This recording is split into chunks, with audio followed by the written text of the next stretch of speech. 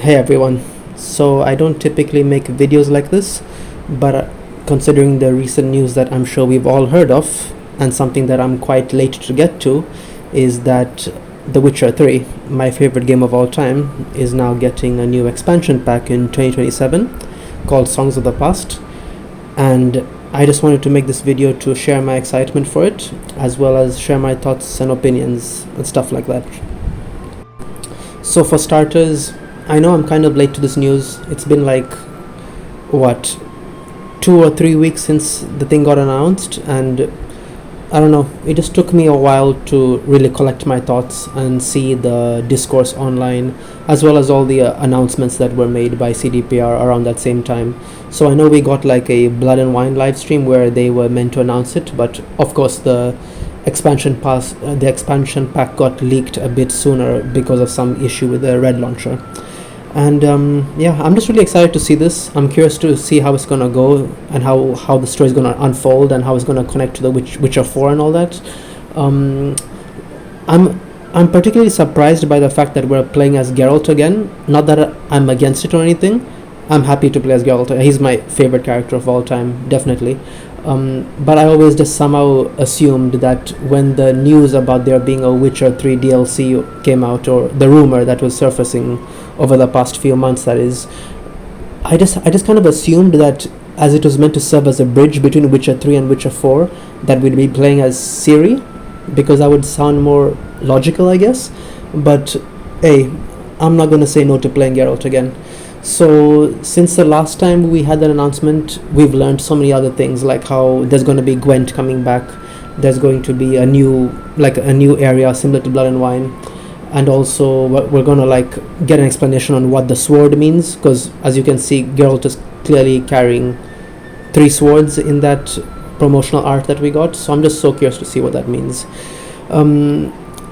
Knowing CDPR and how experienced they are with expansion packs, I think we can all agree that nobody does expansion packs quite like CDPR.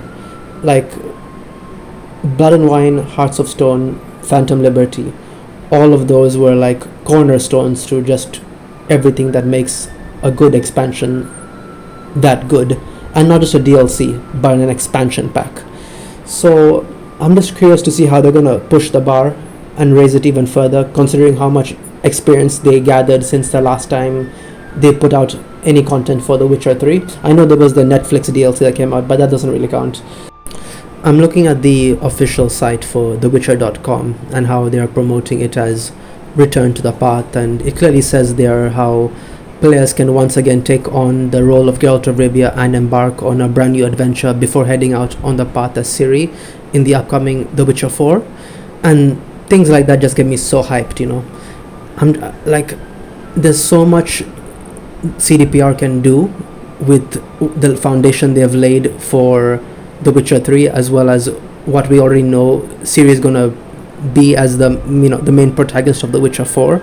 And I just want to know how they're gonna convert all that, account for all the endings of the base game, as well as the expansion packs, that is, and just somehow lead it into The Witcher 4 and give us a memorable experience playing as Geralt. I'm not sure if this will be the last time. I mean, I'm sure we all assumed that Blood and Wine would be the last time we play as Geralt, considering how happy the ending is. But yeah, looks like we're getting back into the shoes of Geralt once again, and I just hope CDPR is doing this in a way that it's completely justified to, pull Geralt out of retirement, so to speak, since he's just in Corvo Bianco right now, probably sipping wine and all that. I hope it's like a more deeper, intertwined story where it's not just a matter of Geralt picking up his swords again because Ciri is in trouble, but I want it to be something bigger than that. I want it to be like something similar to the main story, where it's like this overarching narrative, but also smaller events going along the way. And I just cannot wait to see how CDPR does it again.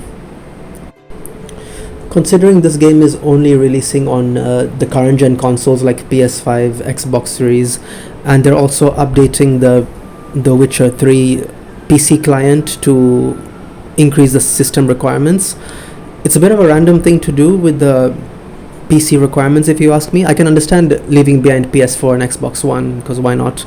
But I'm just so curious to know how they're gonna take modern technology a step further with the extra power of the PS5 and Xbox Series S, as well as the new GPUs and CPUs that have come out for PC, and just create something even more detailed, immersive, or just a lot more impactful than the base game or the previously released expansion packs. I still don't know how they're gonna pull that off. It's just kind of a random thing to do, but hey, like, CDPR have proven themselves before, the way they've revived the way they revived and revitalized Cyberpunk, and there's no question in my mind they'll do the same with Witcher 3 this time. Speaking of that, like, can we just take a moment to appreciate how we are getting an expansion pack for a game that's, what, 11 years old, and by the time the expansion pack comes out it'll be 12 years old?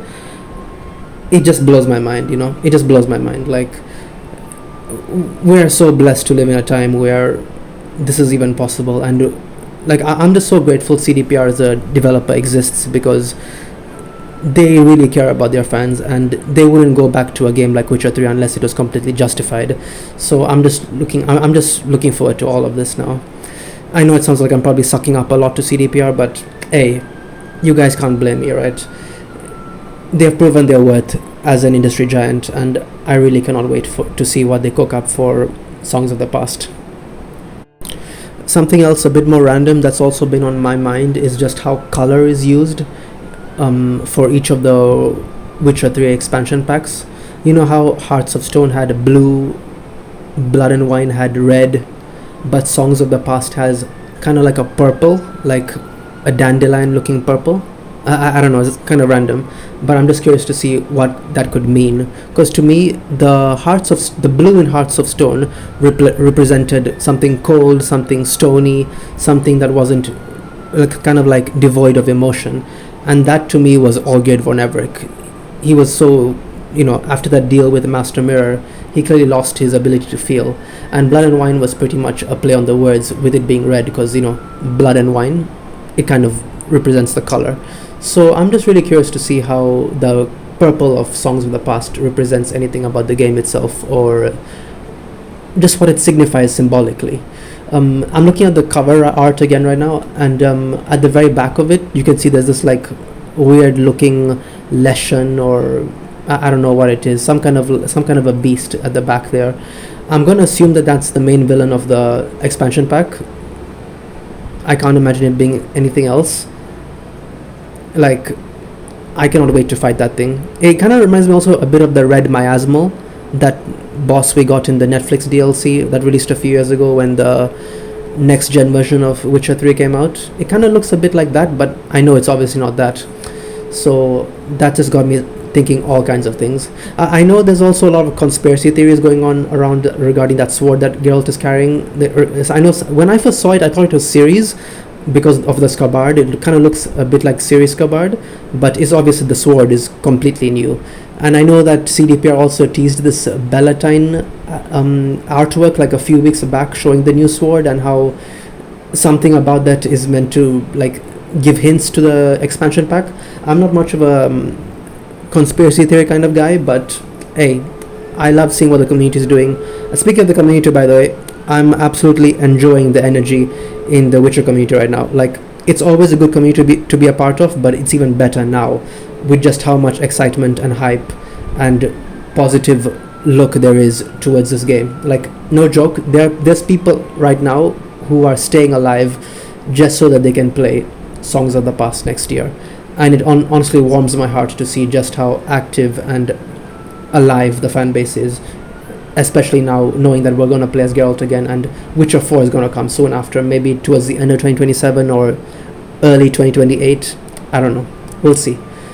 I just believe, we just got to let CDPR cook and see where it goes from there.